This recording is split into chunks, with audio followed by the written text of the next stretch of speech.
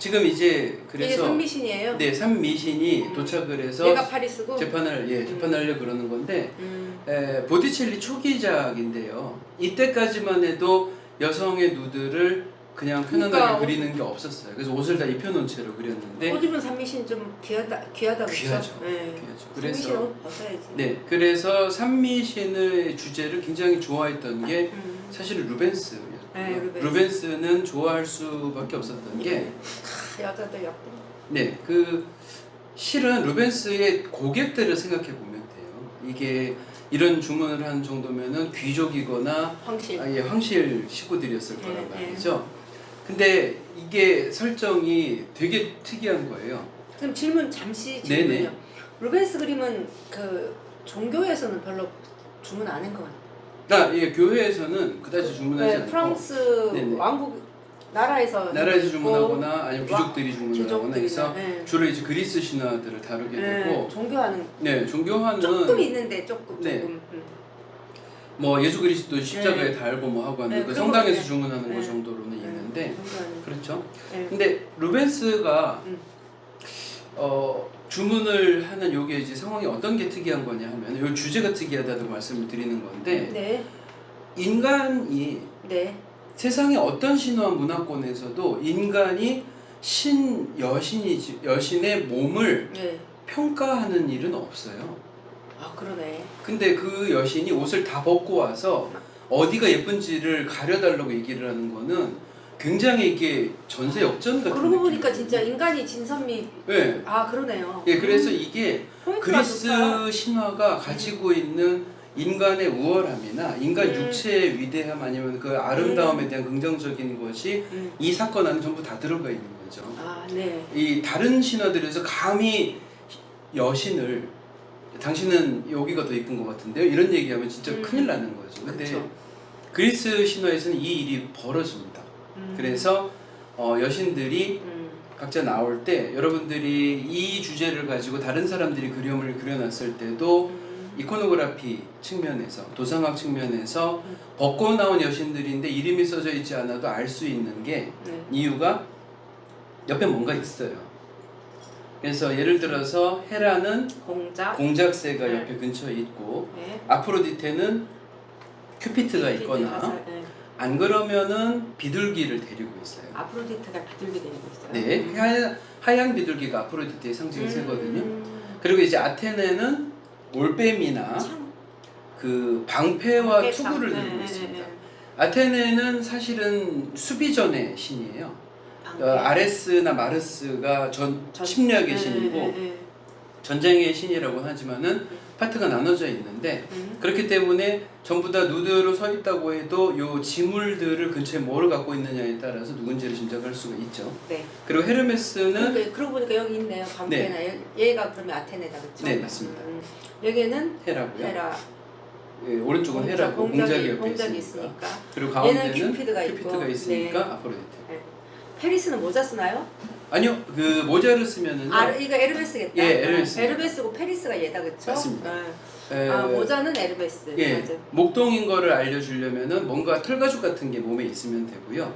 그리고 그러니까 여기 리라나 안 그러면은 목동이 쓰는 막대기 이런 걸 들고 있거나 하고 헤르메스는 황금으로 돼 있는 뱀 두 마리가 이렇게 꼬고 있는 지팡이. 여기 있네요. 네, 그게 아니면은 좀 웃기는 얘기지만 네이버 모자 같은 예전에 이게 모자가 밀짚 모자 비슷한 게 있고 날개가 두 개 달려 있는 게 있거든요. 그리고 날개 달린 신발을 신고 있어요. 이게 헤르메스가 담당하는 게 되게 특이한 게 이게 나중에 페르세우스가 잠깐 빌려갑니다. 거죠? 이게 헤르메스가 담당하는 게 메신저 그리고 중재. 요즘에 택배라니까요. 맞습니다. 요즘에 택배 헤르메스. 메신저 그 중재 그리고 우편 배달 이거 들어가고 도둑. 장사와 도둑이에요. 네, 장사와. 그게 그리스 사람들의 사고방식이 들어가는 건데 장사를 하다가 수틀리면 훔치면 되지 뭐 이런 게 있어요. 장사, 교역. 그러니까 소통, 교역, 장사, 도둑. 그리고 사기도. 사기. 에르메스가 다 글로 갈 수밖에 없네요. 그래서 에르메스가 사과를 들고 자 이제 누구한테 줄래? 네가 얘기를 해라 하는 건데 이게 재밌는 게 그 어쨌든 여기 잠깐 그림을 보시면은 루벤스 그림이 이거 말고도 많이 있죠. 네, 많이 있고요. 루벤스 그림은 이 주제를 가지고 여러 개를 그렸고 루벤스 아뜰리에에서 그렸던 그림도 여러분들이 파리스의 심판이라고 이거는 저기도 있네요. 네. 방패 여기. 방패에 이미 네, 그걸 이미. 갖다가 붙여놨죠. 네. 이거는 그냥 그 시대 요거의 순서상 네. 누가 더 먼저로 가기 좀 그런데 그렇죠. 네, 그냥 해놨습니다. 네. 그리고 루벤스 아뜰리에에서 그렸던 게 몇 편이 있기도 하고 루벤스가 그려놓은 것도 색깔이 달라요. 아예 살짝 색깔이 달라요. 저게 더 좋아요. 네, 색깔이 다르고. 아까 이것도 루벤스예요? 네, 안 루벤스고 같은데? 루벤스고. 아니 그 전에 거. 요거는 루벤스 아뜰리에 겁니다. 이거 루벤스 아닌 것 같아. 딱 그쵸? 보니까 그림도 촌스럽네요. 네, 아뜰리에에서 제자들이 그렸던 거죠. 근데 약간 이발 소스. 루벤스 이름 달고 나가니까 그런 루벤스 거고. 아뜰리에. 그리고 나중에는요 르누아르도 그렸고. 르누아르. 네, 루벤스를 르누- 존경하고 네. 했었으니까 거의 다 똑같이 나오고. 르누아르도 은근히 저기 많이 그렸어요. 신화. 네. 은근히 많이는 아닌데. 네, 새로운- 그 본인이 네. 살롱에서 성공하고 싶어하는 마음이 모네보다 훨씬 살롱 가려면 이렇게 그리면 안 되죠. 그렇긴 한데 주제를 그걸로 네, 했던 네. 것 같아요. 살롱 그림은 아닌데. 네, 그리고 어쨌든, 네. 독일에서 이제 막스 클링거 아. 같은 사람이 그려놓은 것은 독일 사람답게. 그리고 이게 되게 재밌는 게 자세도 지금 특이하잖아요. 근데 이 독일 사람들 그림이 나중에 2차 대전 시대에 폴슈타트 느낌도 나요. 예, 제3제국 그러니까 히틀러의 제3제국의 관제 미술에 이런 자세와 그런 게 많이 동원이 돼요. 파리스의 심판에도 나오는 맞아요. 독일을 대표하는 여성. 관제 미술은 스케일 크고 네. 사실적이고 당당한 아리안들을 네, 묘사하는 네, 뭐 이런 사실적이고. 것. 네. 그리고 독일 작가 중에서 이제 보기는 싫지만 루카스 크라나. 루카스는 정말 근데 루카스가 그림을 잘 그린 게 그 네. 시대 때 그림치고는 굉장히 개성이 있어요. 개성 있고 색감은 네. 괜찮고. 그러니까 못 그리는 것 같아도 사람을 되게 못 그린 것 같아도 루카스 그림은 딱 보면 다 알아. 아 그렇긴 한데 네. 그 크라나가 일리아드가 뭔지 내용을 몰랐던 것 같아요. 인문학 지식이 짧구나. 그래서 저는 헤르메스가 그 이렇게 본인의 보급이 안 된 거예요? 아니면 책을 안 좋아한 거예요? 본인이 공부 안 한 거예요. 아, 왜냐면 공부 안 하면 독일에서 안 되지. 이거 모를 리는 없는데 루카스 이게 크라나인가 그렇죠 이름이? 네 루카스 크라나가 네. 헤르메스를 그려놓은 걸 보시면요 이렇게 노인 헤르메스는 없는 것 같아요. 어디에도 거의 뭐 헤르메스가 진짜? 노인이거든요. 그래서 공부 좀 하지. 네 아, 그리고 파리스가 목동으로 그린 게 아니라 네. 뭔가 화려한 복장의 왕자로 그려놨어요. 왕자가 될 걸 알았나? 네, 그래서 이게 그림이 좀 엉터리긴 한데 네. 뭐 그렇습니다. 그래서 이런 심판을 하게 됐다. 그리고 예전에 독일의 동판화에도 이게 나오는데요. 그 독일 동판화 예전에 거에는 로마 신화로 나와 있어서 주노, 베니스, 네. 그다음에 팔라스라고 네. 써져 있습니다. 팔라스는 네. 아테네 원래 이제 앞쪽에 팔라스 아테네라고 붙는 거를 이야기를 네. 하는데 네. 그런 식으로 여튼 재판을 받아요. 그런데 이 재판이 재밌는 것은 네. 서로 뽑히려고 음.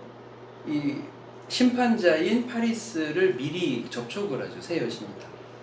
회유시키죠. 그래서 네. 자기들이 이렇게 해주면 내가 뭐를 해줄게 하고 속이는 게 있어요. 그러니까 그 뭔가 설득하려고 하는 게 있어요. 네. 그래서 헤라는 내가 너를 권력. 파리스한테 지상의 왕이 되도록 해줄게. 내가 권력을 줄게. 네. 그리고 아테네는 절대 지지 않는 장군이 되게 해줄게. 전략. 근데 아프로디테, 비너스는 정말 쉽게 세상에서 제일 이쁜 여자는 결혼시켜줄게. 그런데 유부녀야. 아프로디테 그걸 더 좋아했고요. 아. 네, 여기는 약간 사랑이 네. 물불 안 가리는 육체적인 사랑 쪽이기 때문에 네. 아르테미스나 뭐 헤라처럼 뭐 따지고 이런 쪽이 아니거든요. 네. 유부녀면 더 좋지 뭐 이렇게 밀어붙인 거예요.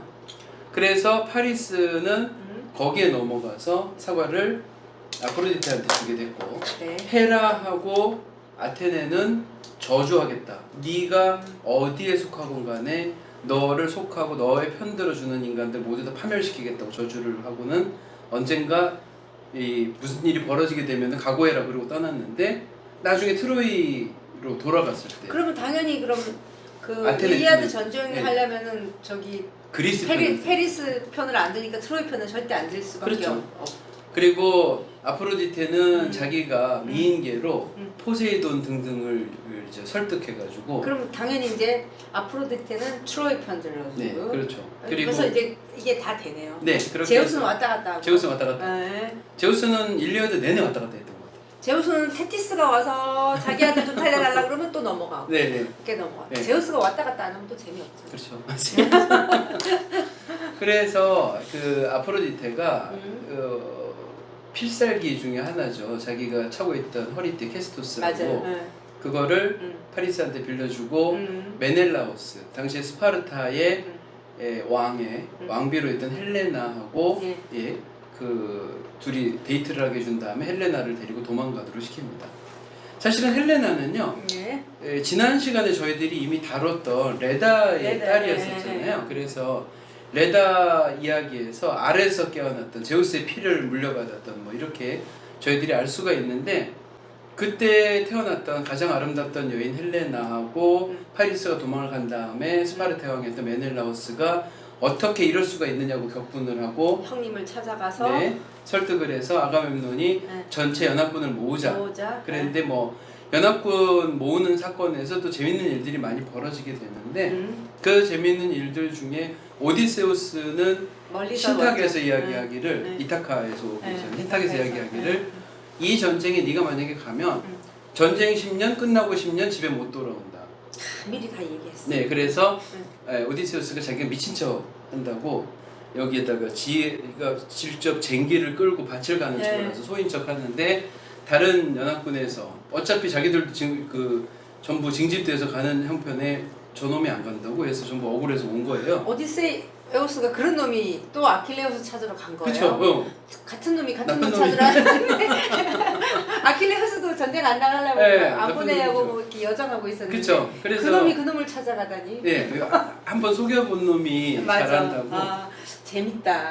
그래서 오디세우스가 그 쟁기를 지금 끌고 가는데 다른 장군들이 아들 텔레마코스를 데리고 가서 쟁기 앞에다 딱 놔두고, 미쳤으면은 제 아들 위로 지나가 버릴 거고 안 그러면 지가 뭐 어떻게 하겠지 했는데 끝내 피하죠. 아들을 피해서 너 이리 와 해가지고는 오디세우스는 끌려갔고, 그래서 그 오디세우스가 자기들 전쟁 가기 전에 전사들을 다 끌어모으는 과정에 신탁을 보니 이 전쟁은 아킬레우스가 안 가면은 절대 끝나지 않는다. 그래서 아킬레우스를 불러야 된다고 가는데 아킬레우스가 어디로 가는지 없어진 거예요. 그래서 아킬레우스 찾으러 여기저기를 수소문을 해서 가는데, 자, 이 아킬레우스라는 애가 누구냐? 제가 여기서 잠깐만 첨언을 하면 이제 학생들 잠깐만 첨언을 하면 이제 일리아드 나오고 오디세이아가 나오는데, 일리아드는 트로이 전쟁 한 거고, 그 오디세이아는 방금 선생님이 말씀하신 오디세우스가 전쟁 끝나고 20년 동안 10년 동안 자기 집으로 돌아가는 얘기, 오디세우스의 얘기가 오디세이아예요. 그러니까 결국 일리아드를 알지 못하면 이게 연결이 안 돼요. 그러니까 오디세이아, 그러니까 일리아드, 오디세이아 하는데 지금 오디세우스 얘기했고, 또 그 오디세우스는 그 그리스 총사령관이 아가멤논이고 총 책임자가 누구고, 그 오디세우스는 지략가라고 그러나 전략가로서 활약을 하고 나중에 트로이의 목마도 이 사람이 만들어내요. 만들어내고 그리고 또 아킬레우스도 오디세우스가 회유시켜서 데리고 그러니까 또 아킬레우스가 아가멤논은 좋아하지 않아도 오디세우스는 좋아해서 그러니까 이게 착한 형이면서 지략가이면서 그러면서 나중에 오디세이아 이야기를 할 사람이니까 오디세우스 중요하죠. 근데 그림은 오디세우스를 제가 뒤져봤는데 오디세우스 그림이 별로 없더라고요. 이런 확실하게 인물이 돼. 일리아드 쪽에서는 없고 나중에 오디세우스가 그 사이렌 할 때 나오는 거, 사이렌하고 몇 개 제가 막 뒤져봤는데 오디세우스 얼굴이 형상화된 그림이 없어요. 잘생겼다는 얘기가 없어서 그랬을 수도 있어요. 아가멤논도 의외로 별로 없어요. 아까 아가멤논 마스크 보고 나는 근데 저는 느낌이 제우스 같았어요. 그러니까 오디세우스. 끝나고 이제 선생님 말씀. 그리고 나서 아킬레우스가 이제 누구였냐는 건데, 아까 그 불화의 여신이 등장했었던 결혼식, 테티스와 펠레우스의 결혼식 때 둘 사이에 낳았던 아들이 아킬레우스. 그쵸? 그래서 아버지인 펠레우스보다는 당연히 훌륭하지만 인간의 아버지를 두고 있기 때문에 신을 능가하지는 못한다. 영생을 하기 위해서. 그래서 영생을 위해서 네. 테티스 굉장히 이 엄마 테티스는 네. 요즘 약간 요즘으로 치면 헬리콥터 맘처럼 되게 그쵸, 위협적인 헬리콥터 맘이다. 사람. 헬리콥터 맘. 근데 그리스 신화가 몇 가지 버전이 있는데요. 네. 로마 저가 사람들이 두 가지. 예, 네.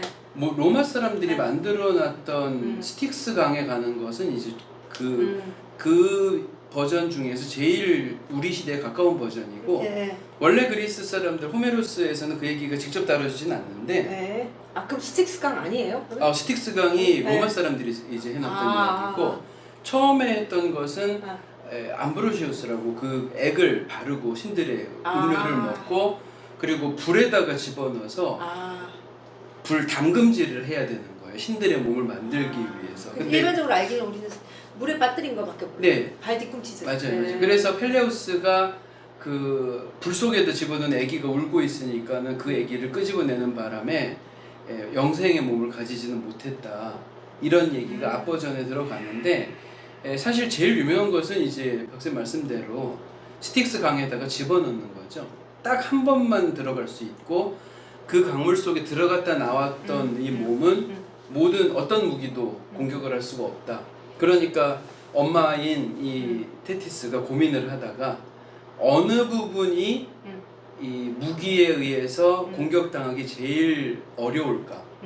여기가 조금 덜 공격당할 수 있을까? 그 머리 써서 넣은 거네. 예, 자기 나름 머리를 써서. 그렇구나. 저는 왜 실수인 줄 알았어요. 예.